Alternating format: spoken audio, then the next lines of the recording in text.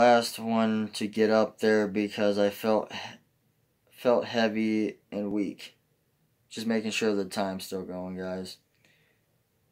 When I took two people's hands, the heavy pressure got worse fast. I passed out and saw nothing but darkness. A ring of fire spread all around me, and I had nowhere to go. I looked up and saw a light. Then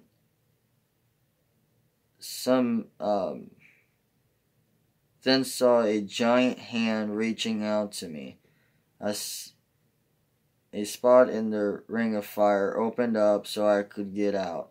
So I began to run towards the giant hand, which I believe was God's hand reaching out to me. And while all that was going on, here's the thing though. This is not a dream. Now, a lot of you are probably thinking you might have been exhausted, or you might have, back then you probably had low blood sugar problems or something like that. No. I had a heavy presence upon me. I fell over due to it. I was weak and couldn't move. Had my eyes closed, and all this fire and stuff was all around me, as I was just saying in the book. And while all that was going on, this guy put his hand on my head, and I could feel it. Him moving it like this. And he was speaking in some other language. I can't remember what it was. And it was so odd how this all happened, because when I believed that was God's hand reaching out for me, and I was reaching back and running towards it, I seen a big beam of light come out, and as that was happening, this guy, I could hear him. I could hear everybody else outside of that, and they were like going like that and going, "Is he okay? What just happened?" and all that. And this guy's speaking in this language I don't know. And as this light beam was getting brighter and brighter, all I remember then was this guy saying, "Awaken," in actual English. That was the only thing that he said in English was "awaken" or "awake," something like that. And then that's when I opened my eyes. About a week or two after that happened, I started feeling angry for no reason, and the anger grew stronger by day, until one day something came over me and took control over my body. Another thing that you got, both of these things are going to be pretty much impossible for a lot of you to believe, but this is my story. This is what happened. You can believe it or not. It's up to you. I ran off and ran through the girl I lost my virginity to. I tackled her down to the ground, got back up, and ran off again. My voice got deeper and my body became weak to the point that I had to sit down and relax. After so much anger that builds up, it just pours out in an evil way. I say things that's true, but stuff that I don't want to say. And I always have that voice that comes out when this all happens. I call it demon. Okay, let's just put it that way, because what I put on the story was, I wasn't even thinking, I just randomly wrote some crazy stuff down. But I call it demon. It's my demon. And I like to say I'm possessed, but I really don't know, to tell you all the truth. But there is a deep voice that comes out when I get really scared, angry,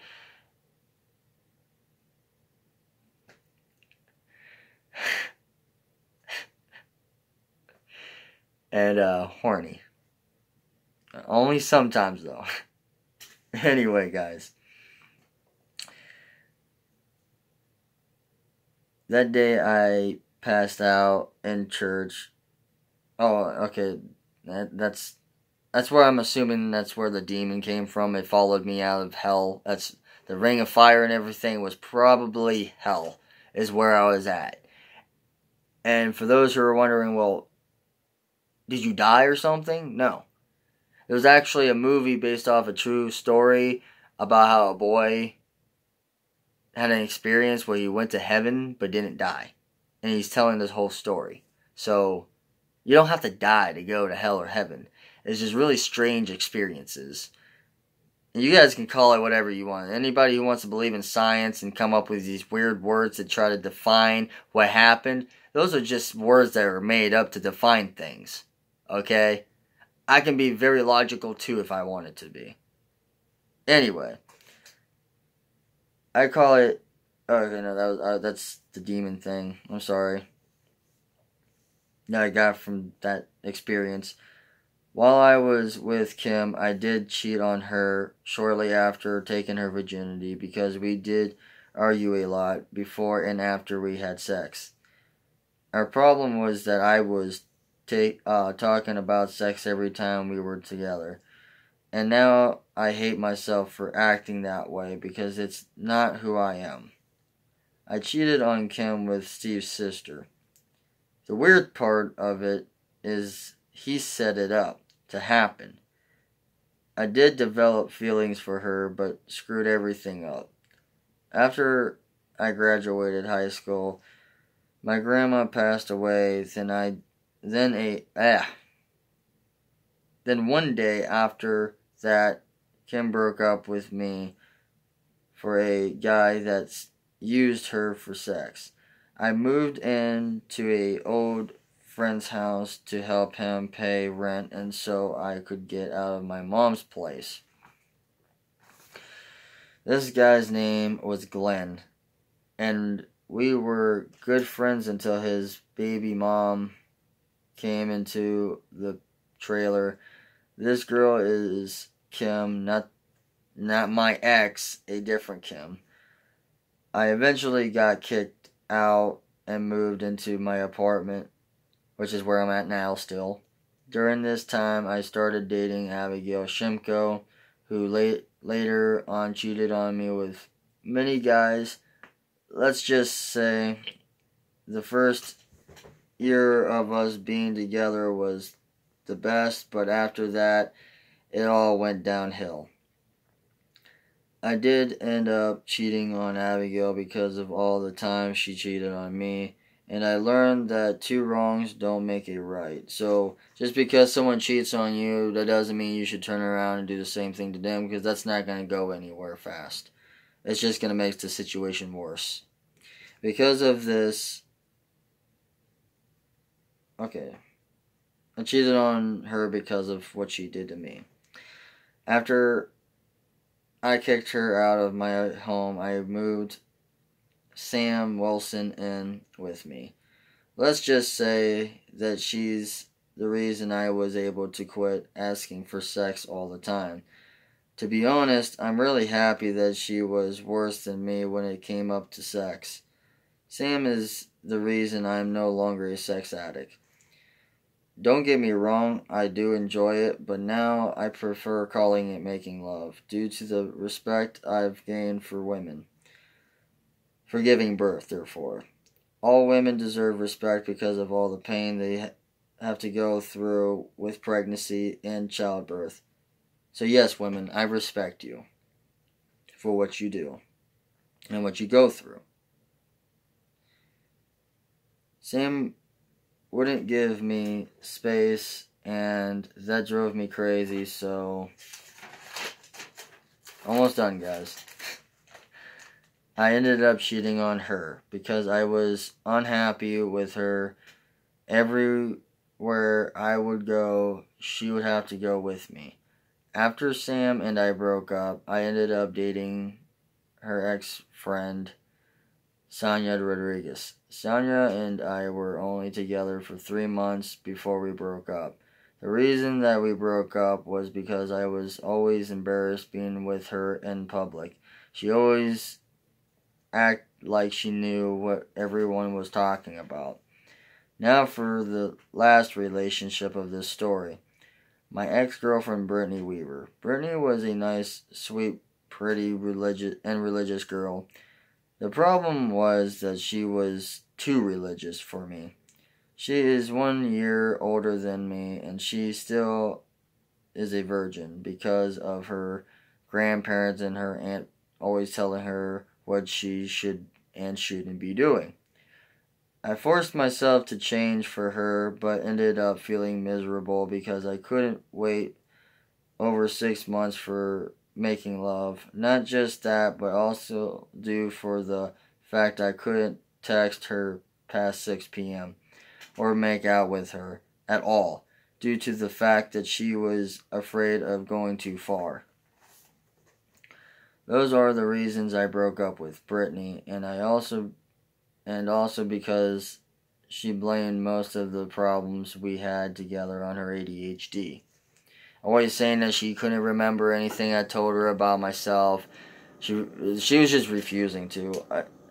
No offense to anybody out there, but I do have ADD, which now is canceled out and is just called flat out ADHD. I don't really know why, but it is what it is. So yes, I have ADHD. I still work. I still do everything I can. Yes, I do have to have help every now and then when it comes up to certain things, like going to doctors. I have to get like my mom or someone else to come with me and help me understand the paperwork because my comprehension sucks. I forget a lot of things, and that's just me. Okay? I space out a lot. That's my problems. But I do my best to live life to the fullest. I don't let it stop me. I'm not going to let it get the best of me and use it as an excuse of why I can't work, why I can't do certain things. I fight it the best of my abilities. And sadly, it is getting worse. So whenever I go through bankruptcy and get better healthcare insurance, I am most definitely, going to get medication for my ADHD, and hopefully it helps my memory out a lot more and helps me stop spacing out as much as I do. The only time I really stop spacing out is when I'm super focused on something. If I'm playing video games or do just little things, I space out. I'll just stare into space. I won't say anything. I'll still hear what people say. I'll still see what's going on around me, but I barely move. That's just me. But like I said, no offense to anybody else out there. I'm not trying to say you guys are lazy, but if I can fight my disability, you can too. Alright, so yeah, she blamed all the problems on her ADHD. After every breakup I had, I would learn something from it, to better myself for the next. Instead of blaming everything on my exes, I always tried looking at what I did wrong. I did so I can become a better person. And that's what I encourage all of you guys to do, for those who are just now starting to date people or who have been dating on and off relationships and stuff like that. Look at the problems you're doing, not just what you're not liking about that specific person. Everybody wants to go off and say, well, this person cheated on me, well, that person doesn't like how I do this, and they're going to have to deal with it. This person did this person did that. Stop blaming them for the reason your breakup happened. The reason your breakup happened is not just their fault, it's yours too. You got to look at what you did wrong and try to fix it. That's my encouragement to you. That's what I've done. Sonia Rodriguez, I don't know if I cheated on her. I don't remember. But within 3 months, I probably didn't. Now, Brittany, I know for sure I never cheated on her.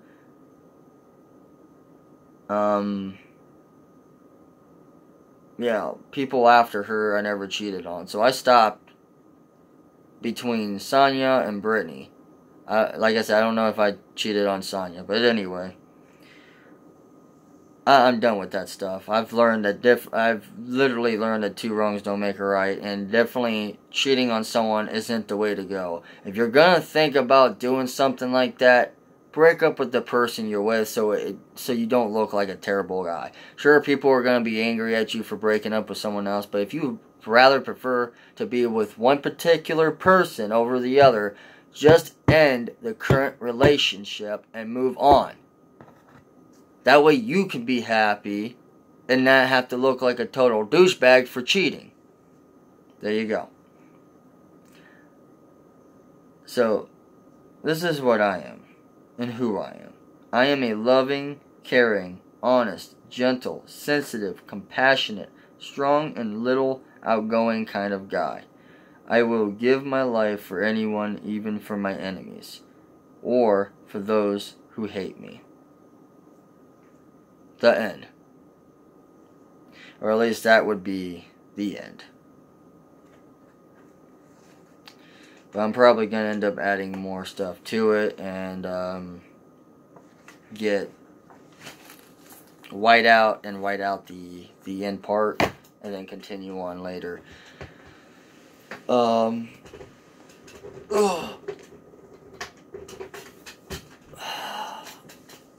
At that time when I was writing the book, like I said, I had cancer.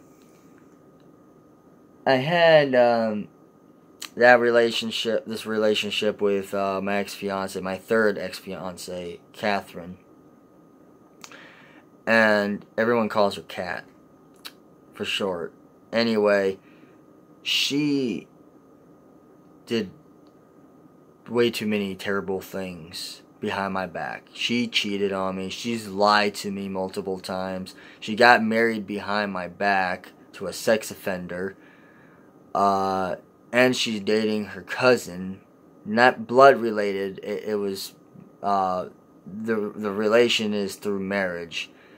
Their family married into each other, so they're cousins by marriage. But it's still weird and twisted that they're dating each other while she's still married to a sex offender. And this guy that she's dating has a criminal record on him.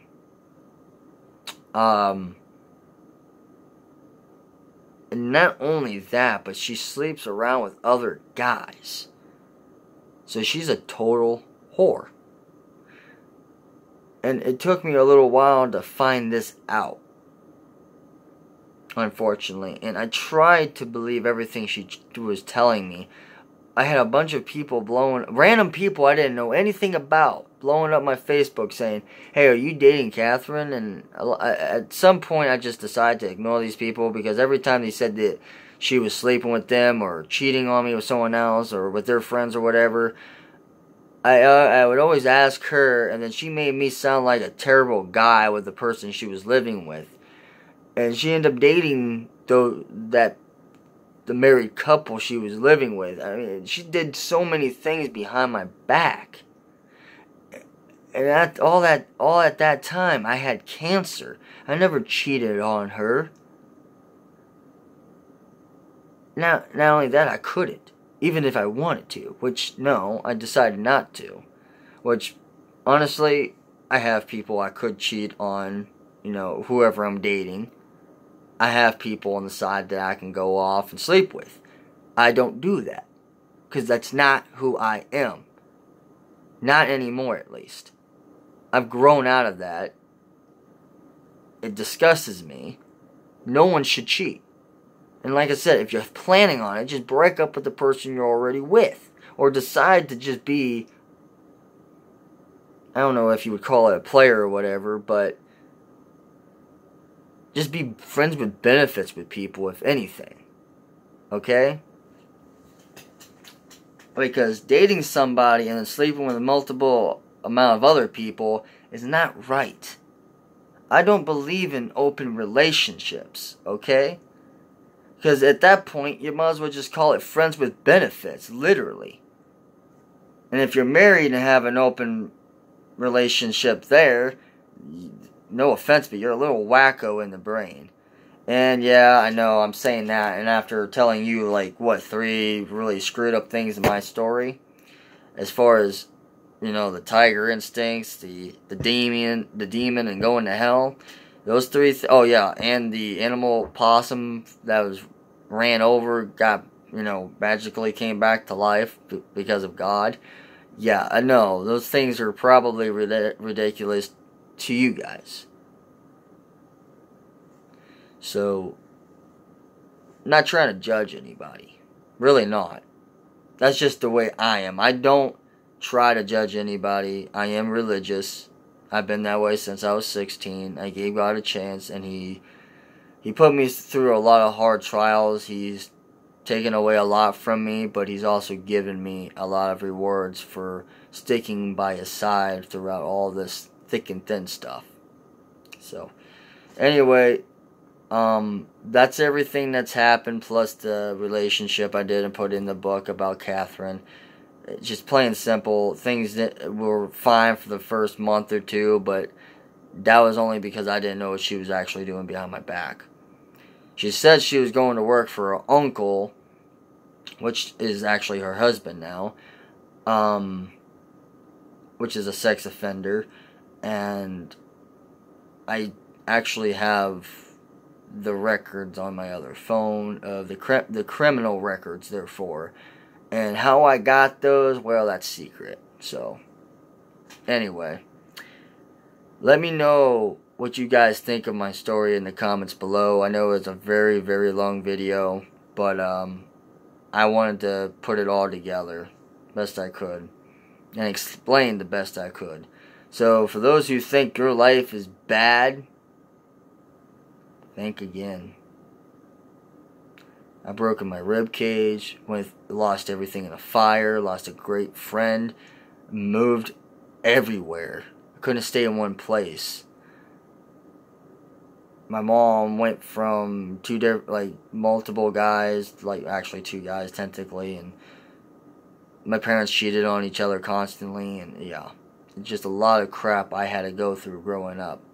And then cancer hit me while I was writing that book. I survived hell. Some people believe that hell is what we're going through right now, and heaven is what we're going to be going to when we die. If you think this is hell, you're sadly mistaken. Because hell is dark, it's scary, and you don't know what's all down there. All I can tell you is it's torture. Every day you're going to be afraid for the rest of eternity. And that's not coming from the Bible.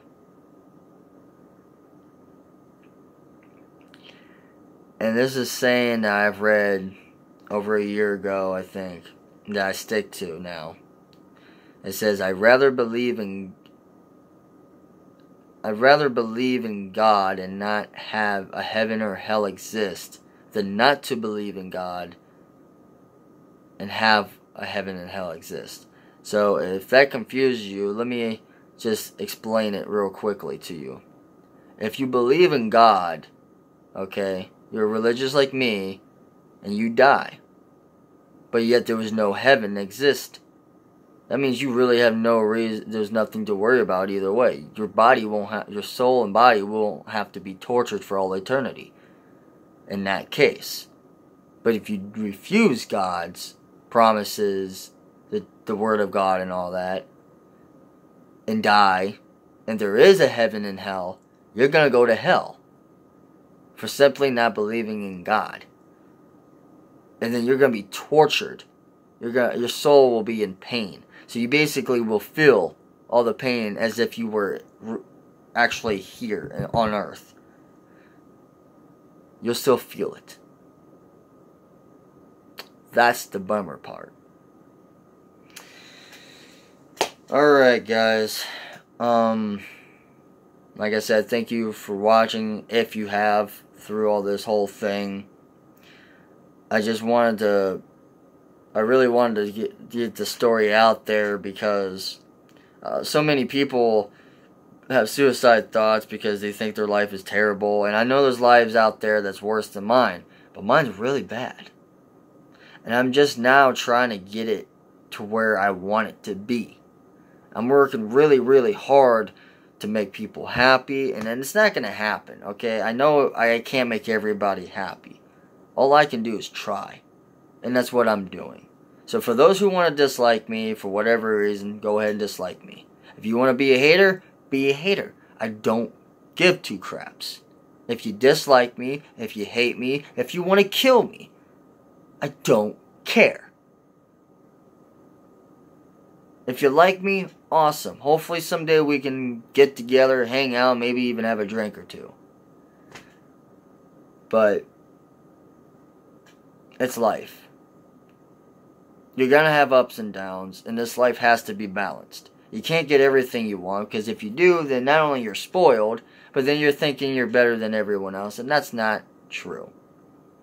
Everyone that has had something or someone taken from them will eventually get something in return if you keep your hopes up and keep moving forward. Just keep that in mind, guys. So,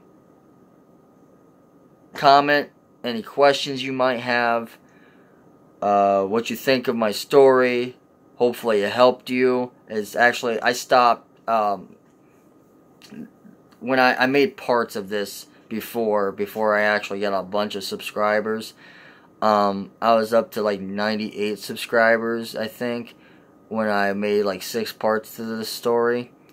So, anyway, that story, my story has actually helped some people, like, stop themselves from stop people from killing themselves, because I had some kids say that their parents always argue and they're miserable and this and that. Yeah, well, so has mine.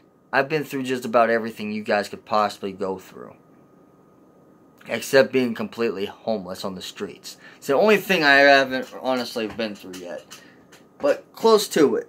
So I know what it's like to be starving, barely having any food on the table. I know what it's like to have to go dig through a loaf of bread, not have any peanut butter, any butter, no jelly, nothing, just plain bread, and just fold it or just eat it the way it is. I've done that, okay? I've had to live like that for a long time. Been through it, done it. So, you get where you are from hard work and dedication. But don't overwork yourself. Alright? Work smart, not hard. So if there is somewhat of an easier way to do your job, but do it right, do it. Don't exhaust yourself, because then that's going to cause you to get sick. If you don't take care of yourself while you're sick, it could become cancerous. Take it from me, because I got cancer from the flu. Take care of yourselves. Take multivitamins like I do. Work out, exercise, do something. Peace, everybody.